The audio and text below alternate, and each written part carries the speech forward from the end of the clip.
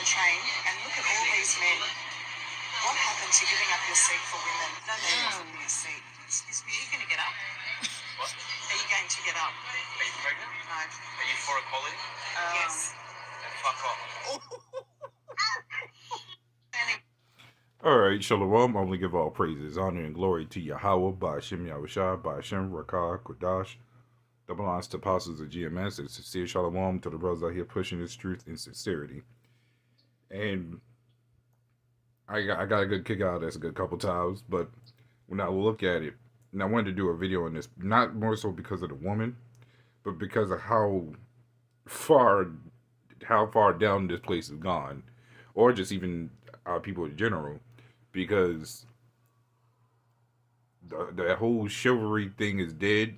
It's true, and women killed it, but it was also set up that way because the whole putting women on top, as Esau was doing, it started to come down further and further. Now you got the whole Transformers that are on top over the women now, and the women's been bumped down. But we still been bunked down even lower. But then is at the point that we don't really give a shit, except for those simps. And we're the same way. We don't really care. We'll still probably do it, just not, well, probably if we feel like it. If the spirit's on us to get up or open the door for women to do it, just in general, we don't even open doors just for women. We do it for men too, because hey, they coming out too. But the whole equality BS, it's not a thing with us. We don't give a shit about that. Only the females and the Transformers only care about that, right? But this is happening a whole lot. We even seen a lot of women getting killed, they getting shot. The boyfriends, they don't care no more. How there's no such thing as common courtesy a lot of times nowadays, right? So this is Proverbs 21:9. It is better to dwell in a corner of the housetop than with a brawling woman in a wide house. Now, like I said, this is primarily still not going into the woman, but this is basically today's society. Esau sets up so many ways for women to pretty much bring us down, whether through physical contact or social media. And Esau sets it all up, and women has taken the bait. It's not exactly their fault. They just kind of follow along, because you give anybody that amount of power, they're going to run with it. Unless people are strong enough to resist it. Right? And that goes for the men too. They taking bait to the whole to this whole social media thing, because that, guess what, not even just social media, but just how growing up in the society, even from way back then, they was teaching us how to cater to women even then, how to hold a door for the woman and all this other stuff, which was technically still nothing wrong, but this goes to show you that this has been going on for a while. Now, men are fed up about it because now they're saying that we treat ladies, not women, and we see the difference. You see a nice woman that actually acts like a woman. Okay, we'll holler at it. We'll try to get with it, and we'll go from there. But these brawling beasts out here, you gotta be careful who you choose. You don't want that in your house. And that's precisely the scripture, especially since a lot of these women got the mindset of social media with the sexy red and all this other stuff. The generation gets worse and worse, and that includes the men.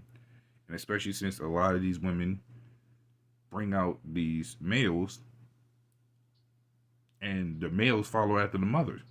And you see, this is the repercussions of what we get. That is a failing society. At least in terms of how the average people are. Esau doesn't mind this. This is part of the goal, to make sure that we stay a weakened people, right? And he'll use the tactics through our women. because they are the weaker vessels. They'll put on the holidays, the festivities, and all this other stuff. They'll be the ones dressing them, getting all the food stamps, um, child support, and all the other stuff. They just throwing the opportunities. But now things are kind of flipping, and we're seeing the decline of the women. They're just still there, but the whole big thing now is to be a transformer with all these gender identities and everything. You see, they get more rights than even the women do, right? So this is Proverbs 30:20. It says, "Such is the way of an adulterous woman; she eateth and wipeth her mouth, and saith, I have done no wickedness." And that's been the ongoing thing in the society, that you could be anything you want to be, and all this other stuff. And women take to it. Now you got the transformers that excel that stuff. But even as you seen in this clip, that she thinks is mandatory to give up your seat just because you're a woman. It's not working like that no more. They taking the bait, and this is the repercussions of it. That's why you see a lot of women without a man a lot of times, and 9 times out of 10, they usually have a child. That tells you something. That actually tells you that something's wrong in this picture. And that's why a lot of men have been going overseas to get actual women that actually act like ladies. Because the American woman ain't right in the head at all a lot of times. You might get a few good ones.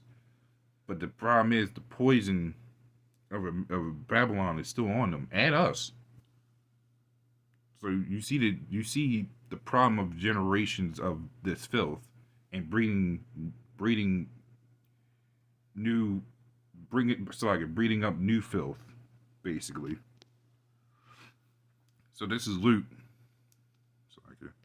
This is Luke 12:51, verse 3.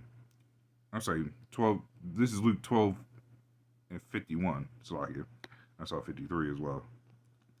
It says, "Suppose ye that I come to give peace on earth? I tell you, nay, but rather division. For from henceforth there shall be 5 in one house divided, 3 against 2, and 2 against 3. The father shall be divided against the son, and the son against the father, the mother against the daughter against the mother-in-law against her daughter-in-law, and the daughter-in-law against her mother-in-law."